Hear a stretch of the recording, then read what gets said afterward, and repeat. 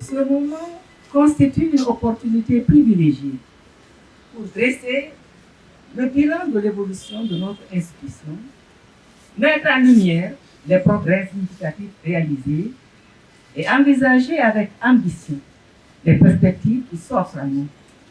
Je voudrais commencer par saluer la dynamique positive qui caractérise aujourd'hui le fonctionnement du SNAB. Bien plus qu'un simple organe de gestion des bourses, le SNAB est devenu un catalyseur de transformation où prévalent la coopération, l'écoute, l'innovation et l'engagement. Le climat de travail imprégné de solidarité et d'esprit d'équipe est un levier essentiel pour l'accomplissement de notre mission. Ces valeurs partagées de respect et de professionnalisme ont permis de renforcer notre efficacité dans la gestion des bourses et d'améliorer le suivi des étudiants guinéens à l'étranger. Ces avancées résultent de nombreuses initiatives novatrices. Ils en ont parlé tout à l'heure. Nous avons révisé et optimisé nos processus de sélection, de suivi et de communication. L'intégration d'outils numériques modernes a significativement amélioré la transparence et l'accessibilité de nos procédures. Ces efforts se sont traduits par une augmentation notable du nombre de bourses attribuées en ciblant stratégiquement les secteurs clés pour le développement économique et social de notre pays. Ces réalisations n'auraient pas été possibles sans un leadership visionnaire et un soutien indéfectible. Permettez-moi de rendre ici un vibrant hommage au président de la République, le général Mamadi Doumbouya, dont l'engagement à promouvoir l'éducation et la formation exemplaire. Le ministre directeur de cabinet, Djiba Diakité, en tant que relais des directives présidentielles, a joué un rôle crucial dans l'accompagnement des actions du SNAB. Leur vision partagée a créé un environnement favorable à l'adoption et à la mise en œuvre de réformes fondamentales.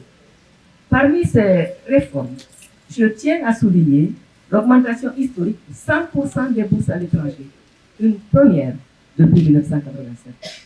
Cette mesure reflète la priorité accordée à l'éducation et à la formation de nos jeunes, considérés comme piliers du développement national. Vous savez que c'est le second pilier, n'est-ce pas, du Simandou 2040. Elle s'accompagne du lancement du programme Handibous, destiné à soutenir les étudiants en situation de handicap, et du projet Women in Tech, qui favorise l'épanouissement des femmes dans le domaine technique. Là, j'y tiens vraiment. Vous le savez d'ailleurs. Par ailleurs, une attention particulière est portée à la gestion des alumni afin de valoriser leur expertise et de consolider des réseaux stratégiques utiles à la Guinée. Ces progrès illustrent la volonté des autorités de placer la jeunesse au cœur de leur stratégie de développement. Un autre moment fort a été la rencontre récente entre le président de la République et nos étudiants en Chine, en marche du FOCAC.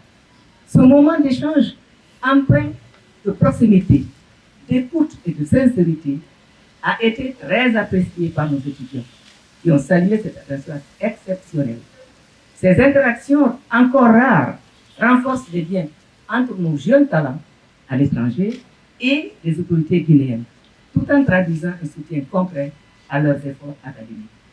Je voudrais aussi exprimer ma profonde gratitude envers nos partenaires internationaux, les pays amis tels que le Maroc, la Russie, la Chine, l'Inde, la France et bien d'autres, qui offrent des bourses dans le cadre de coopération bilatérale, jouent un rôle déterminant. Tout d'abord, à mon arrivée au SNAB, on avait aux alentours de 2000 étudiants, dont 1400 boursiers normaux et environ 645 de ceux qu'on appelait les nouvelles bourses. Donc nous avons à ce jour 1872 étudiants boursiers, 25 ont bénéficié d'une prise en charge. Alors, 1872 étudiants boursiers. Ça, c'est à la suite de plusieurs campagnes de nettoyage des listes.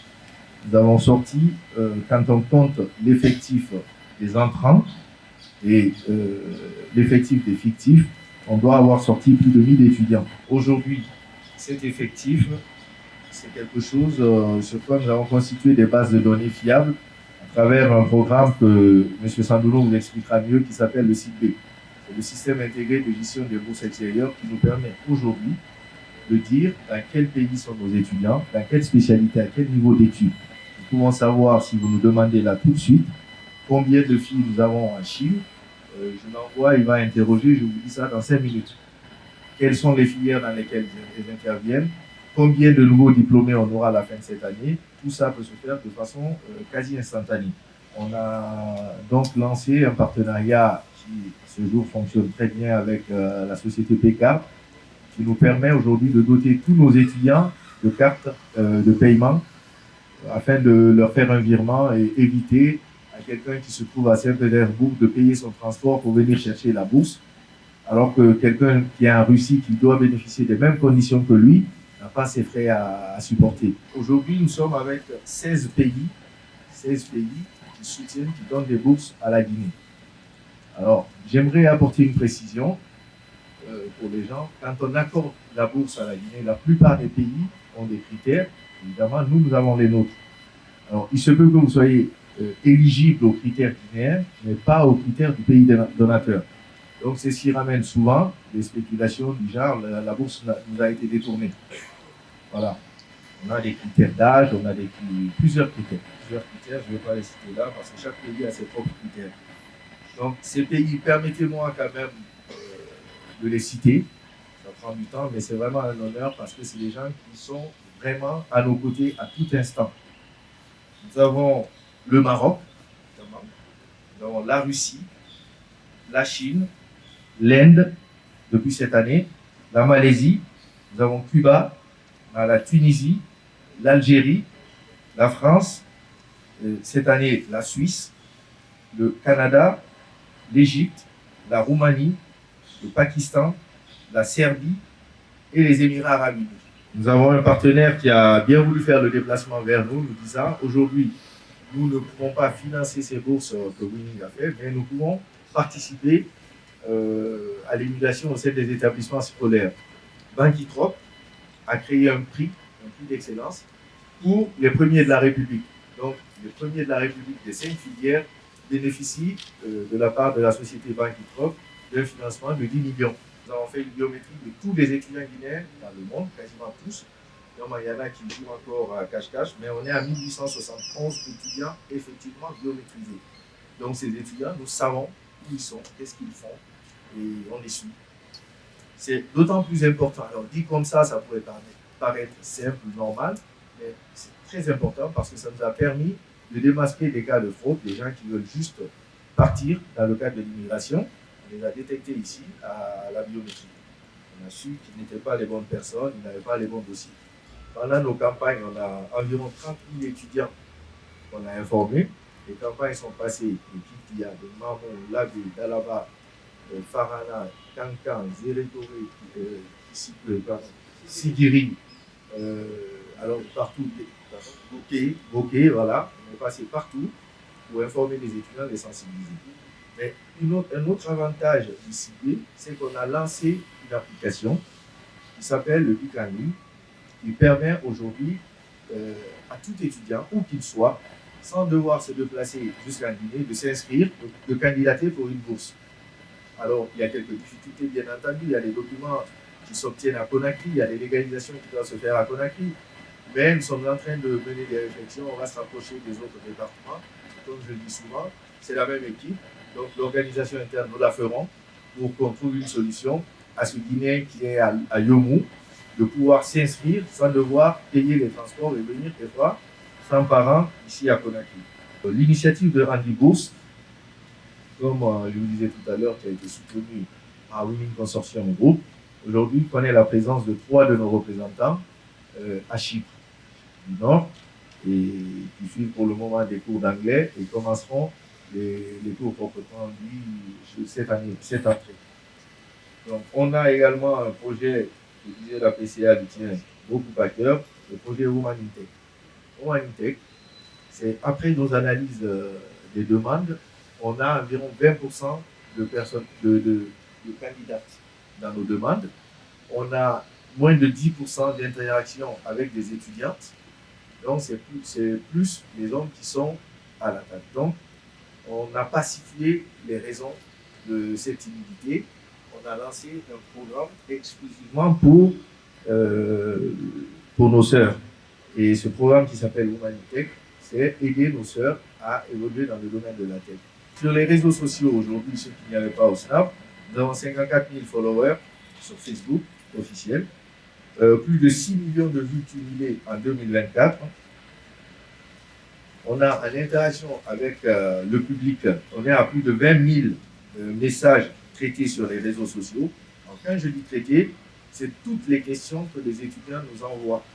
On a pensé, je vous le disais tout à l'heure, à créer une commission interministérielle. Donc, après le dernier conseil d'administration, la responsabilité a été confiée à un membre du CA d'organiser cela et nous d'animer afin que très rapidement nous aboutissions à des solutions qui vont permettre d'avancer. Donc ce travail est en cours également et ça fait partie de nos perspectives. On va renforcer donc évidemment les initiatives telles que Humanitech, telles que Stage Emploi, telles que Andy Bourse. On envoie 50 étudiants se former. On peut former 50 formateurs qui vont former 50 000 étudiants ici à Guinée.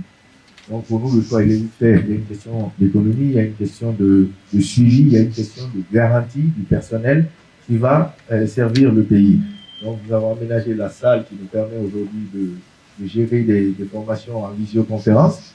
On va aménager le toit qui soit un espace de travail, un espace de coworking pour tous ces candidats qui peuvent passer dans nos murs.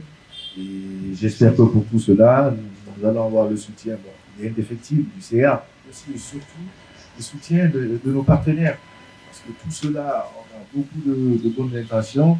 Vous avez bien compris que tout cela ne peut se faire sans le soutien très souvent matériel pour la réalisation de ces projets. Je saluerai d'abord le leadership visionnaire du général Mamadi Doumbouya qui a fait de l'éducation un secteur prioritaire.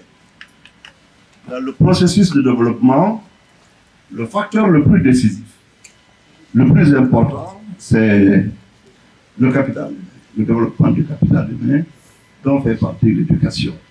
Vous avez on va commencer par le SNAP, la mise en place du SNAP. Vous avez également les écoles préparatoires aux grandes écoles. Vous avez les écoles régionales des arts et métiers. Vous avez le Britannique militaire. Vous avez également les classes professionnelles, techniques professionnelles. Donc, à mon avis, il a posé les fondements, les jalons d'un développement économique harmonieux de la Guinée. Pour cela, il est un lauréat. On dirait qu'il est le premier de la classe ici. Donc, pour cela, il faut saluer sa vision, son engagement à développer l'éducation et faire en sorte qu'on ait une base de croissance qui est durable. Donc, pour cela, on lui dit un grand merci. Et merci à vous tous également. Je voulais saluer la présence du ministre de la Jeunesse et des Sports et également les ambassades qui sont ici présentes, qui ont offert des bourses à la République de Guinée.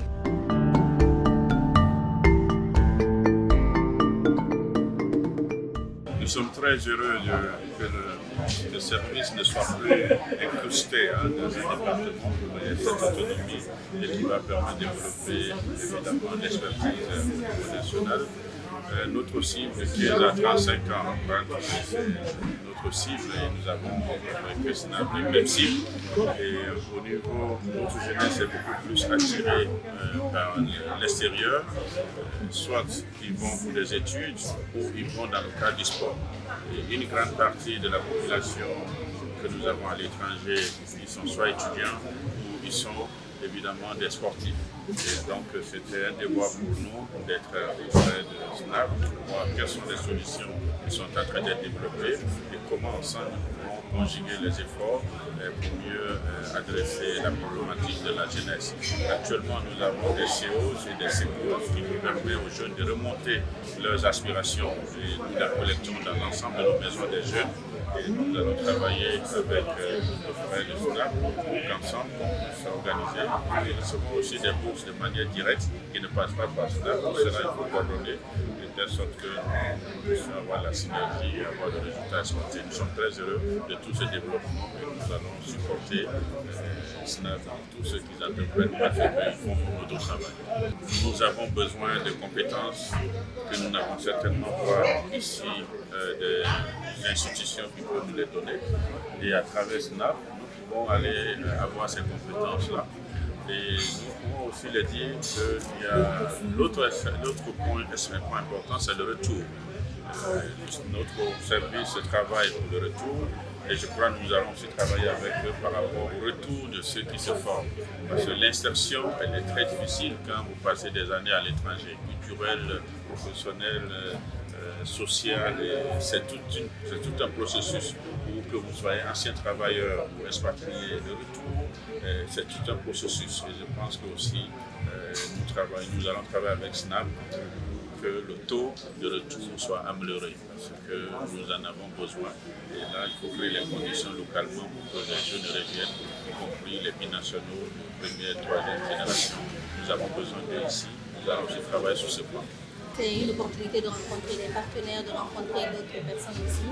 Et surtout d'apprendre plus sur le SNAP parce qu'avec le discours qui a été tenu par la PCA et aussi par le directeur général, nous avons appris beaucoup de trucs, notamment la valorisation des boursiers à 100%, qui est apparemment une première. Donc c'est vraiment toujours un honneur de faire partie de ces événements. Alors avec Paycard, ce que le SNAP a fait, c'est qu'ils ont ouvert des comptes mobiles pour tous les étudiants boursiers à l'extérieur. C'était une initiative d'ailleurs du président de la République aussi, accompagné par le ministre directeur de cabinet qui nous a beaucoup accompagnés sur ce projet.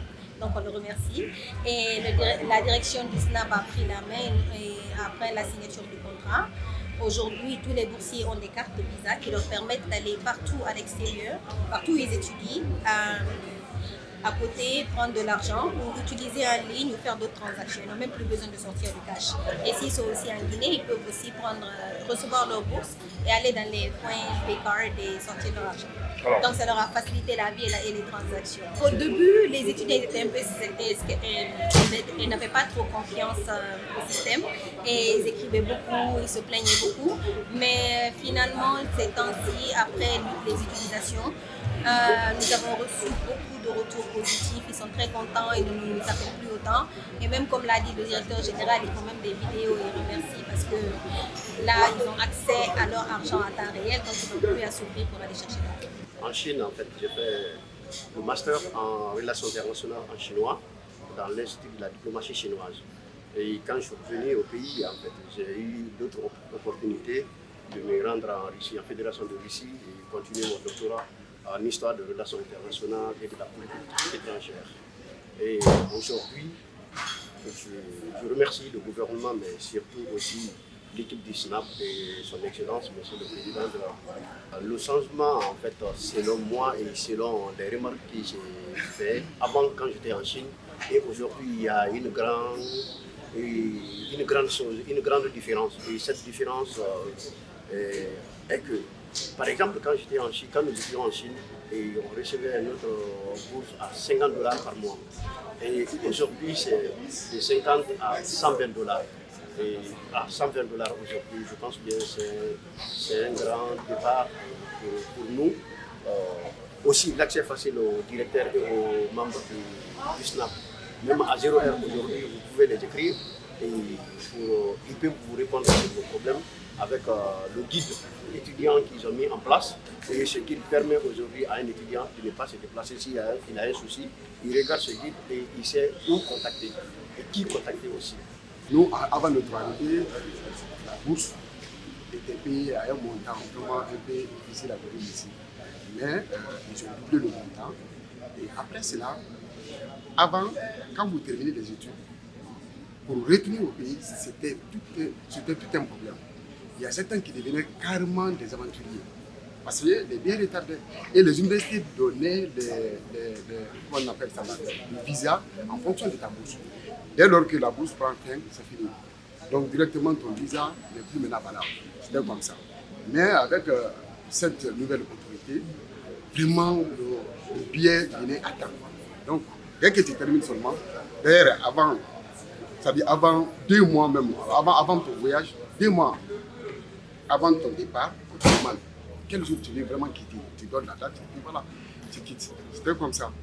Donc vraiment ça c'est apprécié. Et ensuite, quand vous parce que nous avant quand vous partez, on vous laisse à Moscou. Moscou, chacun va se démerder maintenant pour rejoindre les différentes villes.